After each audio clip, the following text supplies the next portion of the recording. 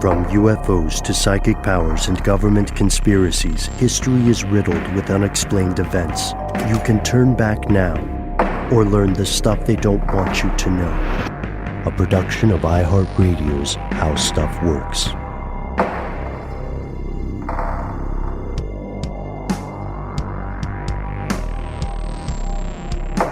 Hello, welcome back to the show. My name is Matt. Noel is not with us today. They call me Ben. We are joined, as always, with our super producer, Paul, Mission Control Decant in spirit. Today, we are joined with our returning super producer, Seth Johnson. So say hello to Seth. Let us know if you think there is a particularly compelling moniker or nickname or appellation for Seth. That's appellation Appellation. Not the mountain range. I think, Seth, you just said your favorite one was Seth Metal. In the meantime, you are here, and that makes this stuff they don't want you to know.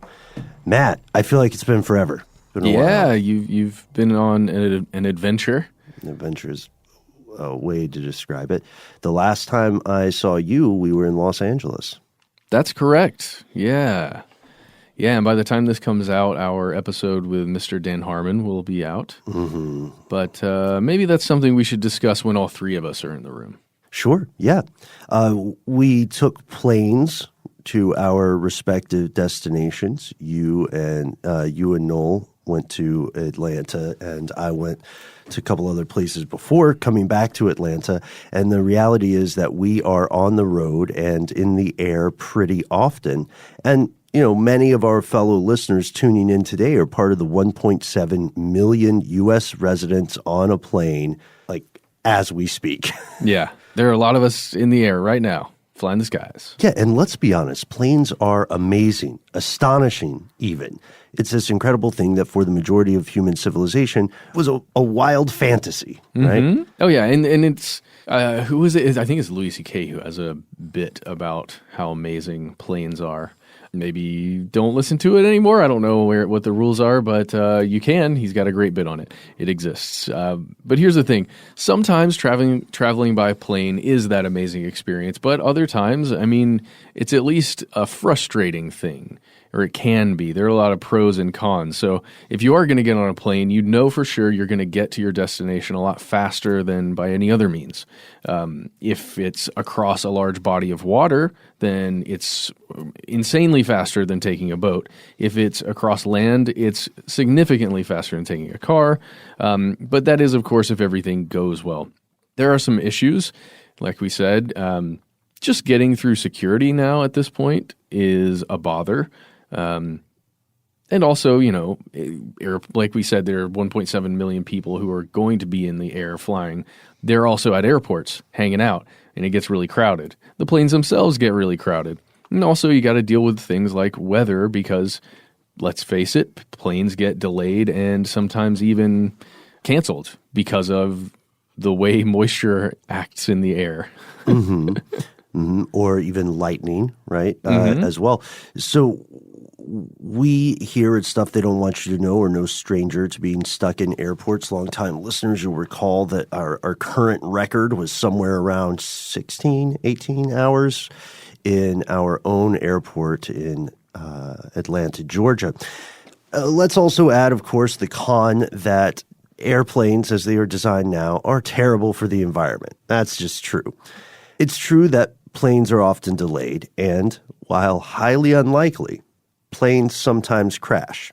Let's emphasize this. You are much safer in an airplane than you will ever be in a car. Yeah. So anybody afraid of flying, just think about that while you're driving on the interstate. Unless you're just in a car in a, well, yeah, I was going to say in a garage, but that can be unsafe too. Right, if it's running. In the interstate, when you're driving, let's all be very conscious of the fact that the only thing preventing other people from careening into you is an honor system of painted lines in most cases. There's no physical barrier. A plane is much safer, but a plane will still sometimes crash. And every once in a while, a plane will simply disappear. In today's episode, we're exploring one of the most recent, most famous examples of disappearing aircraft. Here's today's question. What happened to Malaysia Airlines Flight 370? Here are the facts. Okay, so there are a lot of numbers in here that we're going to be going over. Some of them are much more important than others. We'll kind of let you know as we're going. So the flight in question, Malaysia Airlines Flight 370, was, the plane at least, a Boeing 777. Now, it was a specific kind of 777. It was a 2H6ER. Now, this just means that it was an extended range version, so it can travel further than the regular Boeing 777. Now, this particular model of 777 has been in the air or been flying commercially since 1997. And this model it's huge. Its length is over 200 feet, and it's designed to accommodate upwards of 260 passengers, so 260 plus. It can be basically changed slightly how the seat structure is to accommodate more people. Yeah, here's a little conspiracy that we'll just add in for free here on our free show. We'll confirm this conspiracy too. Airline legroom is getting smaller with each successive iteration. Why is that, Ben? Because they can put more people in the plane. Oh. Right? And then they still sell more tickets than there are seats in the plane. There's a dark science to it. This particular plane in question, the one that the Boeing 777 2H6ER that was flying on Flight 370, it had the serial number 28420. It had the registration number 9M-MRO. It was the 404th Boeing 777 produced. It was first flown on May 14th, 2002. And then after that, it was delivered to Malaysia Airlines on May 31st, 2002. And, like we were talking about, with the confirmed conspiracy to rob you of legroom, this plane was configured to fit 282 passengers. Yeah. So luckily for the people who are stuck in those middle rows, the plane wasn't packed to the gills, right? Yeah, well, let's go ahead and talk about that just so most people understand. If you're thinking about maybe a plane that you've been on before, if you've flown in a plane, Malaysia Airlines Flight 370, had 3 seats in the center aisle. Then it had 2 seats, a row of 2 seats on the left and a row of 2 seats on the right if you were sitting economy.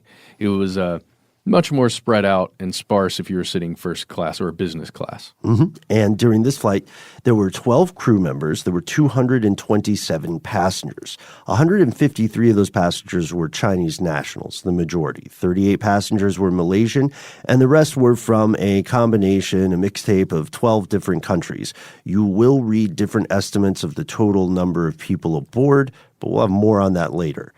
The plane itself had no major incidents in the past, and routine maintenance inspections had been carried out. The most recent one on February 23rd, 2014, they found no significant issues. You know what I mean? So it's pretty good. 12 years of service, almost, with no major incidents. I would take those odds if I was going to get on that plane or be the captain of that plane. So let's get to the day on March 8th, 2014.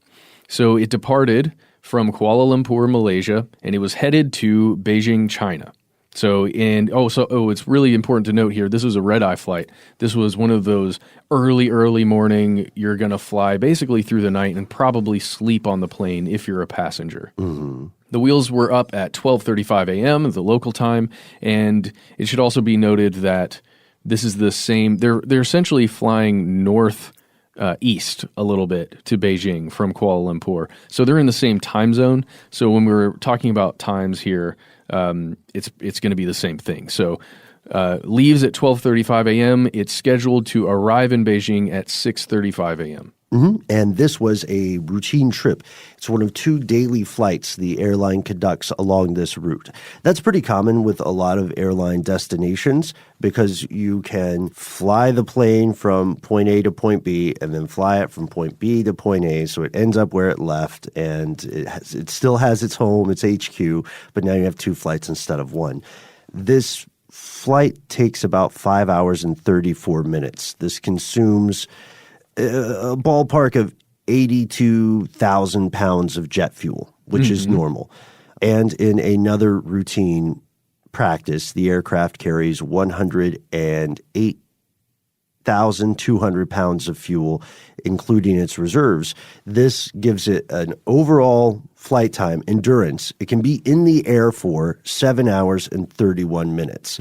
This ensures that pilots can keep the craft aloft in case they need to divert to another airport. Think of it like a form of insurance, a margin of error. Again, this is a pretty common thing. This is not in any way unusual. We have to set the facts out there. So we've established the following things as being normal and routine, right? The route, the passengers, the amount of fuel they had, and so on. But there was a very abnormal and tragic thing that happened that made Flight 370 different from all the other routine trips back and forth from Beijing and Malaysia. And that was that this plane disappeared. What exactly happened? We'll answer the question after a word from our sponsor.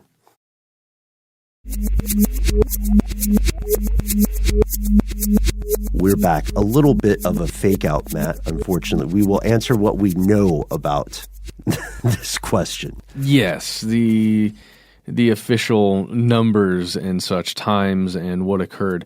And again, it may be a little bit confusing as we're going through this because there are a lot of times and kind of numbers that are occurring here. Just we'll try and keep you as focused as possible as we're getting through this, but this stuff is important. So you've probably been on a plane before and you've watched movies, hopefully, maybe. Okay, so if you've ever seen a movie before where a pilot is involved or you get to spend time in a cockpit of a pilot, or maybe you've ever flown a plane or you have any working knowledge of this, maybe you've just used Microsoft's Flight Simulator like I have.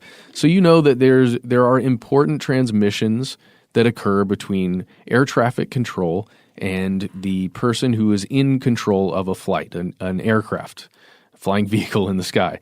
And a lot of this is actually transmissions that are done by voice, where two human beings are talking to each other. But a lot of other really important stuff occurs just through the systems within the airplane itself and the radar that exists at air traffic control at varying places throughout the world as a plane is flying over certain areas. And there are these handoffs that occur between the varying air traffic control systems. So let's say in this case, they're flying from Kuala Lumpur up to Beijing. There are several places. They're going to go over Vietnam, right? So as they're going into Vietnam, they have to then begin communicating rather than the Kuala Lumpur air traffic control to then begin communicating with the Vietnam air traffic control or whichever local air traffic controllers are there. So just keep that in mind as we're going through here. Communications are key. So the last automated transmission that came from the plane that was sent out to air traffic controllers was this automated position report. And it's something that was sent through ACARS, ACARS, the Aircraft Communications Addressing and Reporting System, and this occurred at 1:06 Malaysian time. So that's 12:35 wheels up to 1:06. That's where that signal went out. And this signal, this message, this transmission does not contain multiple plot twists or anything. It's sort of the metadata of the flight. How much gas do we have left? Where are we? Is it where we're supposed to be? And the answers to all these questions at the time were, yes, we have 96,600 pounds of gas. We're ready to go. We're doing the right thing. The final verbal signal to air traffic control occurs just a bit after. It's at 1:19, 1:20 in the morning. Captain Zahari Ahmed Shah acknowledges the transition from the Kuala Lumpur radar to the Ho Chi Minh Area Control Center. And that's just as you said earlier, Matt. Let's think of it kind of like an audio radar version of a handshake or a pass-off, so that despite no longer being in Malaysia's airspace, the plane is still under the watchful eye of some sort of authority. Yeah, and it's going to be important later on in the story because there's a very specific thing you have to do within the airplane to change your transponder to then, it's called squawk, to then change that to send out to the new air traffic controllers. Just so. The crew was expected to signal air traffic control in Ho Chi Minh City as the aircraft passed into Vietnamese airspace. And Vietnamese airspace was just north of the point where contact was lost. Interesting part about that last verbal signal, we have the quote of what they said. The controller at Kuala Lumpur Center radioed Malaysian 370, contact Ho Chi Minh 120.9, good night. The captain Zahari answers, good night, Malaysia 370. But he doesn't read back the frequency the way he should have according to protocol. Otherwise, that transmission is normal. He didn't say anything, like the elder gods rise, the stars are right, the rivers run red with blood. He just said what he was supposed to say. And when we get into the pinging, the science of the radar here, we just have to understand a few basic things. Radar relies on just simple, raw pings, ding, ding, ding, off different objects in the sky. But air traffic control systems use what's known as secondary radar. Secondary radar needs a transponder signal that is transmitted by each airplane and contains more information than the primary radar does. Secondary radar comes from the plane, has the airplane's identity and altitude. A few seconds after MH370 crosses into Vietnamese airspace, the symbol showing its transponder, its secondary radar stuff, drops from the screens. It disappears, at least as far as Malaysian air traffic control can see, and then in their primary radar, it disappears from Malaysian air traffic control. 37 seconds later, the whole thing disappears from secondary radar. And that time occurs, that's around 1:21, 39 minutes after takeoff. And that's really weird because that would possibly signal that someone within the aircraft in the cockpit turned their transponder to standby, which is like, I'm trying to imagine what an equivalent of that would be. It's like a Bluetooth. Imagine a Bluetooth machine that you've got somewhere in your house, and it's connected up, let's say, to your phone, right? You've got, let's say it's a Google Home speaker in your phone. The phone is the airplane, and the Google Home is the air traffic controller. And they're connected via this Bluetooth signal because both are sending out signals, right? And they're talking to each other. In this scenario, it appears that somebody just turned the Bluetooth off on that phone or the airplane to where now that Google Home is still searching for that thing, but it can't find it because the phone is no longer transmitting.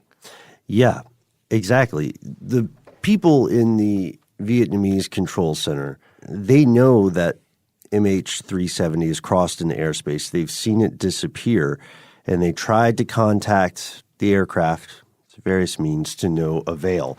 The captain of another aircraft attempted to contact the crew a little bit after 1:30 using the International Air Distress, or IAD, frequency, and he was trying to reach them to relay what air traffic control in Vietnam was saying, which was basically, what happened to you? Call us, check in. And the captain of this other aircraft says that he was able to establish communication, but he only heard mumbling and static, which would make for a very creepy sound cue.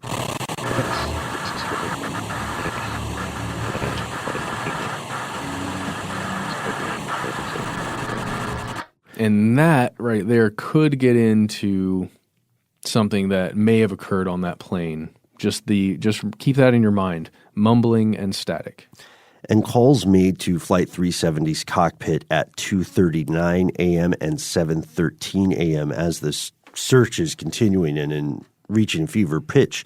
They went unanswered, but they were acknowledged by the aircraft's onboard satellite data unit. So something acknowledged that received it, but it was an automated acknowledgement. It was a machine. Yeah, but it is at least good to know because, again, if we're following our timeline here, we're still around 1:30, right, where we're talking about this other airplane that was attempting to contact. But if we're jumping to, the plane was supposed to be in Beijing at 6:30 a.m., right? And it's the same time zone. So if they're pinging at 7:13, they're attempting to establish communication again, and something on that plane is still responding. That means it's functioning somewhere, right? Yes, exactly. Around the time that Flight 370 disappears from radar and its transponder stops pinging, military radar shows Flight 370 turning right, but then beginning a left turn to some southwesterly direction. From 1:30 in the morning until 1:35 in the morning, military radar shows Flight 370 at 35,700 feet. So despite becoming unresponsive, the bird is still in the air. The last satellite contact with the plane occurs much later at 8:19 a.m., which is believed to be around the time when the plane ran out of fuel somewhere over the southern Indian Ocean. And from that point on, as far as we know, the plane largely disappeared. So what happened? We'll tell you after a word from our sponsors.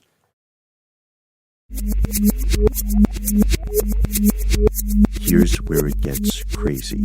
In the days, weeks, months, years following the disappearance of the flight, numerous theories have cropped up. There are a ton of them out there, folks, and they range from the fanciful to what I have to admit is the disturbingly plausible. Matt, which way do you want to go with this? Let's start with some of the most plausible stuff that's out there, because there have been some I think well-reasoned arguments as to what have possibly occurred. However, now that we know a little more information, specifically what we mentioned right before the break, the military radar info that was held back for quite a time there by the Malaysian authorities, we do know that weird left-hand turn occurred, or at least that they went off course, right? Mm-hmm. We talked about that northeast direction heading up to Beijing where it should have been, and it didn't do that. It turned around, went back over Malaysia, and then over the tip of Indonesia there, and then took a left turn somehow. That's what we know. Mm-hmm. So taking all that into account, it changes things, and it makes some of these most plausible explanations a little different. So let's get into one of the most plausible. The idea that somehow the people responsible for flying this plane either lost consciousness or were experiencing something called hypoxia. And hypoxia is just a fancy way of saying a lack of oxygen, specifically to the brain. And then what happens, it describes what happens in the brain because of that lack of oxygen. And this generally occurs on aircraft when there's a decompression of the cabin, right? Just quickly to go over this, Ben, maybe you could probably explain this a little better than I, but the thinning of air as you go higher and higher in altitude is a real issue because human bodies need a certain density of oxygen in air to be able to breathe correctly. And when you're flying in a plane, if you were just at that altitude, like 35,000 feet in the air without a pressurized cabin, you wouldn't be able to breathe. It would only take a few seconds before you would begin to experience hypoxia, not be able to think correctly, and then pass out. In a plane, it's pressurized, and it's generally pressurized to around 10,000 feet, or the equivalent of about 10,000 feet in the air. So the air you're breathing inside the cabin is, they call it 10,000 feet. Generally, it's the equivalent of that. In this case, if the cabin was depressurized, then the crew would have been experiencing hypoxia. They would have been disoriented. They wouldn't have been able to make good decisions, or at least decisions that were based on their training. And if that happened, it could lead down this cascading pathway of bad decisions and then tragedy. But here's the thing. Even if the crew was unresponsive because the cabin depressurized, they experienced hypoxia, they passed out even, the autopilot that exists on these Boeing 777 planes would have kicked in, and they would have at least stayed on that path northeast towards Beijing. Yeah, the autopilot would stay on until the engine literally ran out of fuel and experienced a flameout, at which point the autopilot would disengage and the aircraft would crash very soon thereafter. However, this doesn't explain why the plane seemed to turn around after becoming unresponsive, which I think you mentioned at the top before we even started going into theories. Yeah. Autopilot won't do that. An autopilot program would not do that. Hypoxia is known to cause confusion and disorientation, which can lead to abnormal, erratic behavior. And the question here is, could that have played a role? Could the gradual decompression of the cabin occurred such that people didn't maybe instantly pass out, but the captain or someone piloting the aircraft was confused and freaking out and then tried at the last minute to do what they saw as a course correct? That's the question. Australian Transport Safety Bureau doesn't 100% confirm this. They're very careful with the way they build their case. If you read the report, they're essentially saying the evidence indicates this is the most plausible explanation. But there are other ones out there. What if this was, I know this is a tense term for some people, an inside job? What if the plane was hijacked by a member of the crew, possibly in a suicide attempt? Rational Wiki has a great approach to this. They summarize the following facts about the pilot we'd mentioned earlier, Zahari Ahmad Shah. Shah was reported by his coworkers and friends to be going through a period of, quote, emotional distress due to his marriage falling apart. A later police investigation, they did a background check on everyone on the plane. And these background checks, the police investigation of Zahari found that he had been acting in an erratic manner in the last few days leading up to this flight. Specifically, he had made absolutely no plans after March 8th. Yeah. That's where his calendar ended. And it sounds crazy at first to say, wait, a pilot hijacked their own plane to commit suicide or something like that? Weirdly enough, that's not as uncommon as any of us would probably like to believe. It certainly happened a few times that I can think of in the past.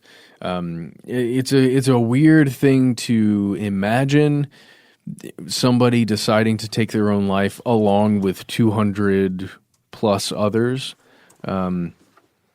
It's hard to imagine. Well, but it's not implausible. Yeah, unfortunately, that's something we know because one thing this show has taught us about the human experience is that humans are very, very selfish and very, very talented at rationalizing their horrible base traits, right? So we know that it's not uncommon. There's another example, Germanwings Flight 9525. That is a similar thing. We also know that the same technology that prevents outside hijackers from successfully taking a plane is the same technology that helps inside hijackers carry off something like this. The cockpit door of this Boeing 777 had anti-hijacking technology on it, making it, once the door is locked, virtually impossible for crew members or passengers to break in and stop him. Also, the police investigation turned up some weird stuff at his homemade flight simulator, right? Oh, yeah. He had this really impressive flight simulator set up at his house. You know, for me, when I was playing it, it was just on my home computer. I had a mouse and a keyboard, and I thought it was awesome. But for him, he actually had a lot of the controls, a lot of the actual devices that you would need to manipulate on a plane to make it function. And what they found there was very strange. Apparently, when they actually pulled stuff up, all they really found were coordinates of basically like takeoff and landing, right? Mm-hmm. So there were several coordinates that were out in the Indian Ocean where it's thought, within the area that it's thought that perhaps this plane crashed. Did we talk about that already? Like, we honestly don't know at all where this plane crashed. Somewhere in the Indian Ocean. Yeah, there's literally a giant ocean and a huge number of plot points basically where this plane could have crashed. It's insane. But several of the coordinates on his flight simulator were within that area, just in the ocean. And you generally don't plot points like that when you're flying a simulator. Right, yeah. According to New York Magazine, the FBI, the U.S. FBI, was able to recover 6 deleted data points that had been stored in his simulator program in the weeks before 370 disappeared. And what's interesting about that article, which is through their intelligence or brand or imprint, is that you can see the path here with the simulated flight Zahari took in red, and then the projected flight path of the actual plane in yellow. They don't line up 100%, but the direction is more or less exactly the same. So this flight simulator stuff is not proof positive that Zahari himself took over the plane and purposely crashed it or crashed in an attempt to get somewhere. Well, yeah, because you can't prove intent or anything like that with what he was doing on his flight simulator. There's no way. He may have just been wanting to fly out towards Antarctica that day because he was bored on his flight simulator. I mean, seriously. He may have just been, and call me crazy here. Call me, maybe this too tinfoil hat for everybody because he's a pilot. He might have just been practicing flying planes. Yeah. I mean, maybe I'm the fringe theorist in this case. Here's the problem, though. A report in 2018 claimed to rule out suicide based on an analysis of the crew's backgrounds, including the pilot, and then personalities and analysis of voice recordings. This report claimed the pilot wasn't the culprit, but it did not rule out interference by a third party. And we do have to we have a couple of things we have to mention about those reports in general, which is that the Malaysian government and a couple of other governments scrambled to cover up and suppress things in the initial early days of the investigation, partially because they did not want to have bad PR. Yeah. Ultimately, and I don't mean to sound reductive calling it that, but they didn't want to have bad PR. They also did not want to reveal their military capabilities, because if you allow military tech to enter into a civilian or commercial search like this, you're essentially giving away information to other adjacent countries and state actors. And Vietnam will say, "Oh, you can see that? Yeah. But that's in our airspace." And then, of course, China will say, "Oh, so that's how far your radar goes? Delightful. Thanks for the info, bro."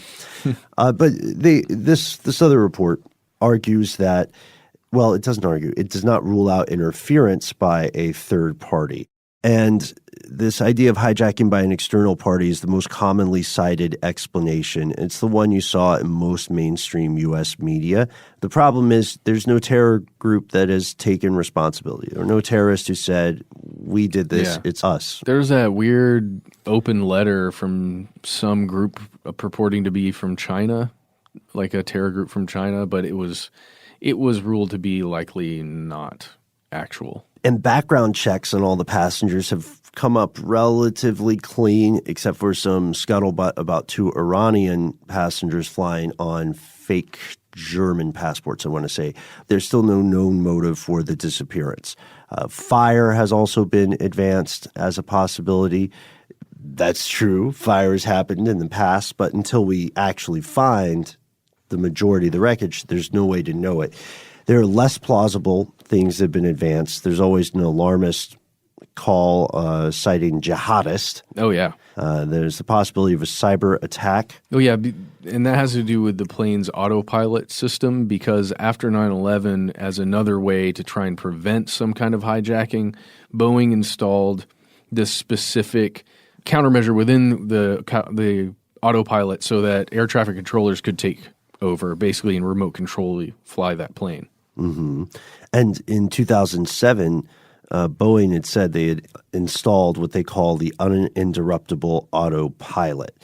So the theory is that hijackers on the plane or on the ground hijacked this autopilot program and tampered with it, sort of the way that U.S. intelligence agencies have been accused of tampering with remote driving capabilities of newer vehicles. And there's a tech writer named Jeff Wise who said maybe the hijackers accessed the systems through the floor of the first-class compartment. being able to spoof satellite data to mislead searchers.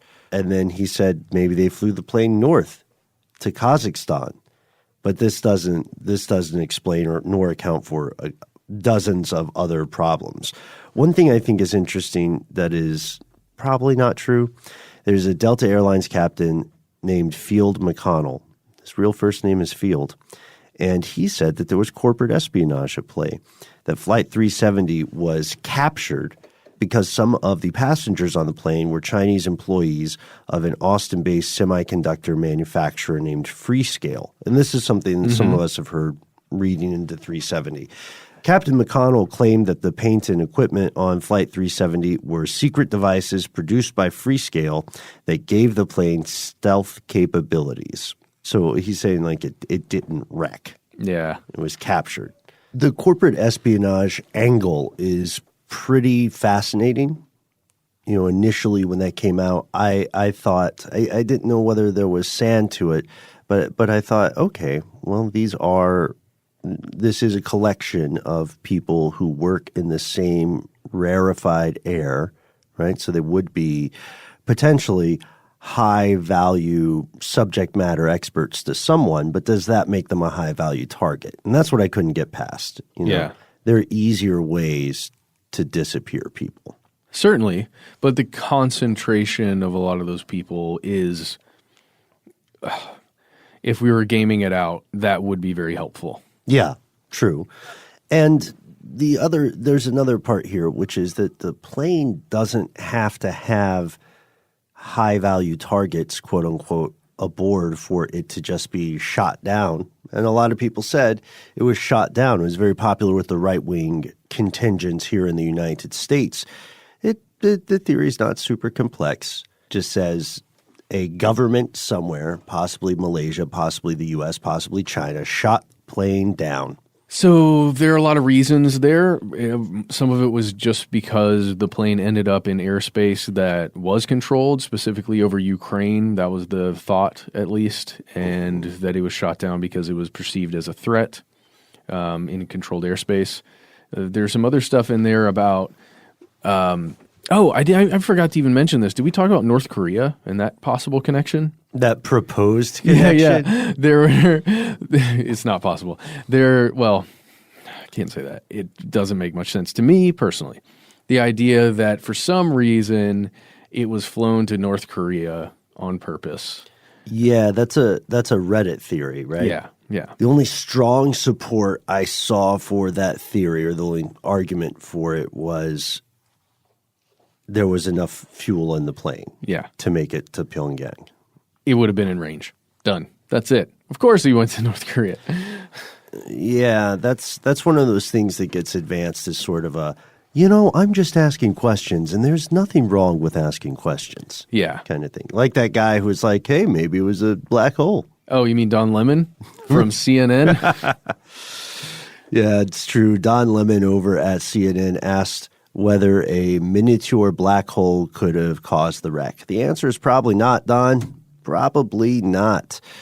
But also, this hid behind that rhetorical device of just asking questions. Yeah. By framing a preposterous claim as though it is a question, we put the burden of proof on the person that we're arguing at, right? Yeah. Now we no longer have to prove that we think the Queen of England is a half-hybrid alien who just has a real interest in like screwing humans over for some reason. Now we just say, I'm just asking the question, what if the Queen of England is like a half alien, reptilian, half human hybrid and just generally hates people? I mean, I'm just asking, Yeah, in this case, Don Lemon, I think, worded it as preposterous. Like, is it preposterous to think that maybe a black hole opened up and sucked in that plane and then closed and then nobody saw the plane again, but nobody saw the black hole again? It was just a quick little... I'm just asking. Just tell me if that's crazy. And then that's very much related to the other idea, aliens. there was a poll on CNN's website that I think has been deleted now. And according to that poll, 9% of the people responding answered that it was, quote, very likely or, quote, somewhat likely that Flight 370 was abducted by aliens, time travelers, or beings from another dimension. There is no scientific basis for that. That's a self-reporting poll. Yes. And that's just the idea that maybe the concept that 9% of the people in that particular poll believed that somehow aliens were involved, right? It wasn't any specific. There's no specifics to that poll. It wasn't like was the plane itself transported onto another larger alien vessel? Did as extraterrestrials board the plane and then take it to North Korea? Sorry, I'm poking fun a little bit. But what's not to be poked fun at here is the fact that hundreds of people went missing on that plane, including the pilot and the first captain and all of the crew and all of the family members that were on there. So these kinds of conspiracy theories, again, while I'm making fun of it a little bit personally, that is not to discount the tragedy that has occurred here. Yes, and well said. There are other theories at play here. The idea that the plane was abducted by the U.S. and taken to the atoll of Diego Garcia, or that it was taken to some other place. There are different genres of MH370 theories or conspiracy theories. But we do know that some experts have claimed to have found parts of the wreckage. Did you hear about this? Oh, yeah. Several pieces have washed up on the shores of small islands out there within the Indian Ocean. Pieces that are definitely, you can link up the serial numbers within these pieces. It's not the fuselage, it's the... There was a wing flap in Tanzania. Yeah, that's one of the things like that.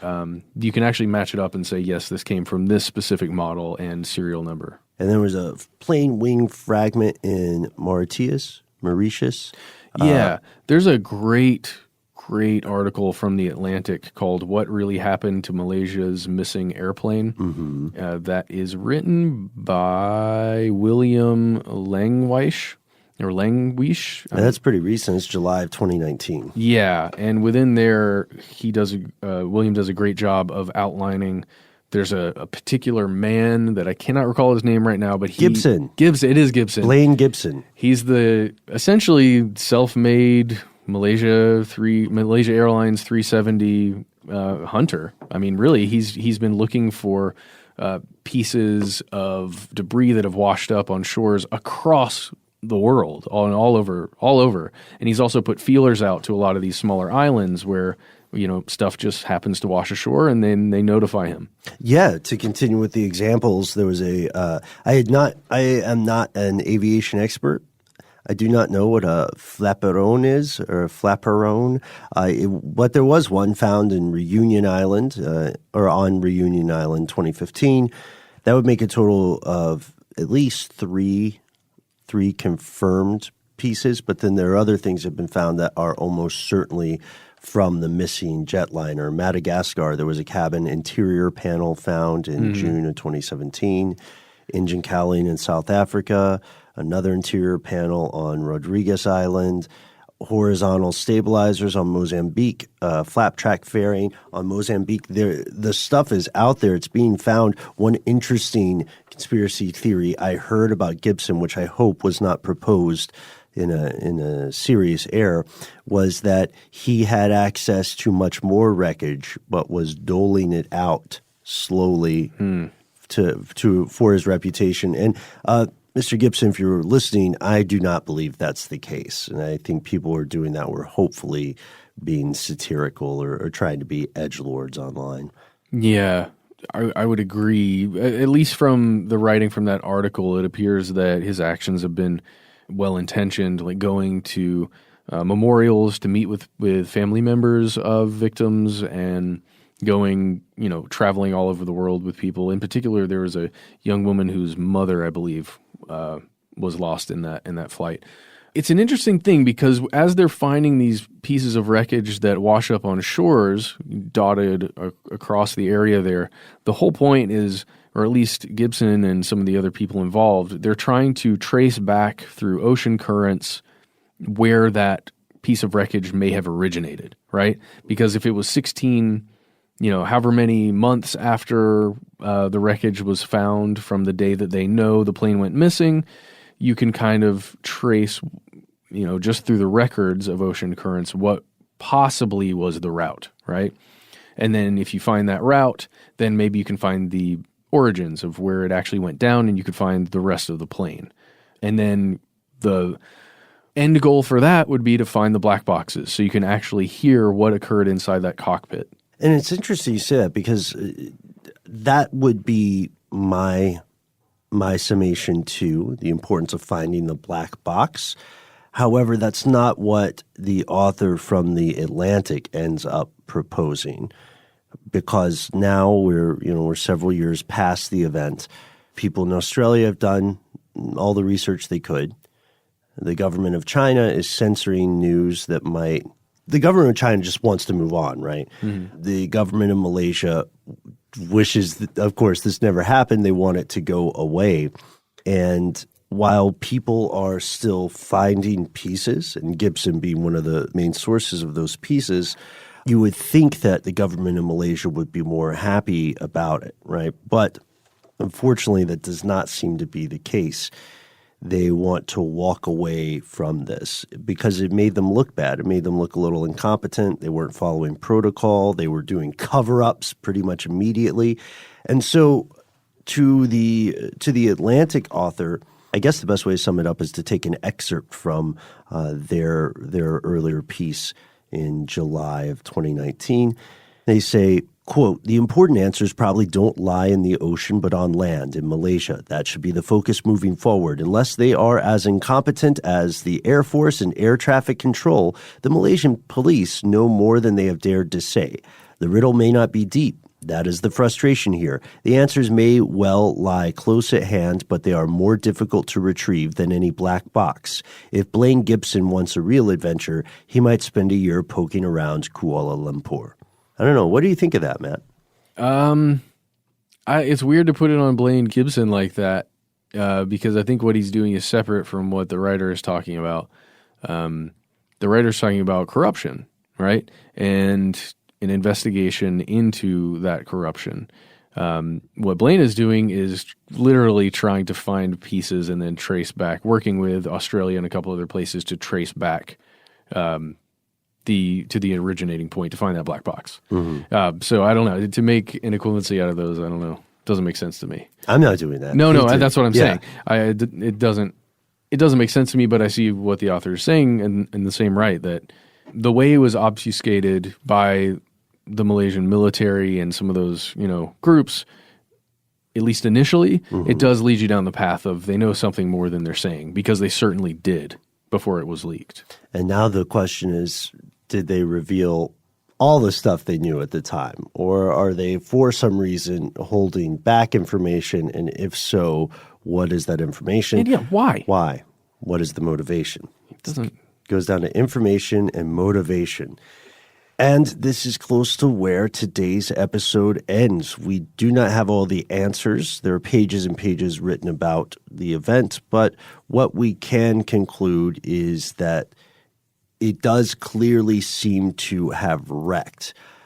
Many of the survivors, the relatives, the family members, and loved ones of people who most likely died on this plane would, of course, be joyous for the closure of discovering the bodies, giving them a proper burial, and so on. But the ocean is vast. And at this time, while we can speculate about the circumstances of these people's unfortunate deaths, we can not pinpoint where the bulk of the plane is now, or even if the plane exists in one largely coherent piece. Well, I don't know, man. It feels like if it did crash into the ocean, going as fast as it generally would, it would be pretty difficult to find a couple of big pieces of that plane. But it doesn't make sense because it seems like there would be more things in pieces floating on the surface than were ever recovered. Yeah, also the ocean is awash with trash. Yeah. And huge. It's very difficult.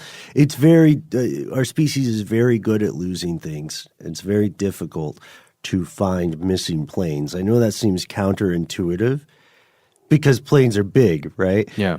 But the ocean is bigger, and we lose planes way more often than I would like to believe. Yeah, agreed.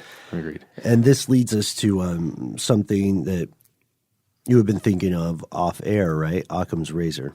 Yes, there's an article that's written by Christine Negroni, and she basically just puts forth the idea that if we do take Occam's razor into account here, the combination of a transponder that ended up somehow in standby mode, a depressurized cabin that disoriented the people who were meant to be flying that plane, and then an inexperienced first officer who didn't know exactly what to do to then gain control of the plane because, in her mind, at least to the facts that she has, the idea that the very, very experienced pilot that was supposed to be piloting the plane was in the bathroom for some reason, in the main cabin or in the business class cabin when the cabin depressurized, so that he could not get back to where he needed to be to fly the plane, and the inexperienced guy was at the helm. That's at least what she believes, and that's what led to the ultimately to the weird stuff that happened on the flight and then the crash. But that scenario does not account for that strange left turn. The whole turning around of the plane from their heading towards Beijing to then taking that big left turn towards Antarctica. The manual southwestern turn, which was essentially a 180. Because somebody did that. Yeah, someone had to do that. And that's where we leave it today. The problem with the most plausible theories is that they do not explain that turn. Mm-hmm. And the problem with things that explain that turn is that they are primarily oriented toward explaining that term. Oriented is probably not the best word to use there.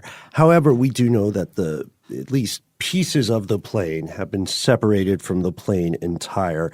And we want to hear from you. I will say, just my personal opinion here, I think it was the captain, but that's just based on the stuff I've read. Yeah. I would say a lot of the sources, at least that we've been looking through for this, appear to aim that in that direction. And we want to hear from you. Do you believe that Captain Zahari Ahmed Shah committed suicide, taking a plane full of more than 200 people along with him in the process? Do you believe that there was a state actor involved, either compromising the plane electronically or physically shooting it down? Or do you think there was something more to the story? We'd love to hear from you. You can find us on Facebook. You can find us on Twitter. You can find us on Instagram. You can talk to our favorite part of the show, your fellow listeners, on our community page. Here's where it gets crazy with some of the best mods in the moderating business. The absolute best. Hands down. Take it from us. We know because we work with them and they're awesome. If you don't want to do that, you can give us a call. We are 1-833-STDWYTK. Leave a message and make it on the air, but even if you don't, we'll hear it and we will enjoy it. We'd love to just do all these same other things. Opinions, ideas about what shows you want us to do, all that stuff, put it in voicemail form and we'll listen to it. If you don't want to do that, you can always reach us the good old-fashioned way. We are conspiracy@iHeartRadio.com.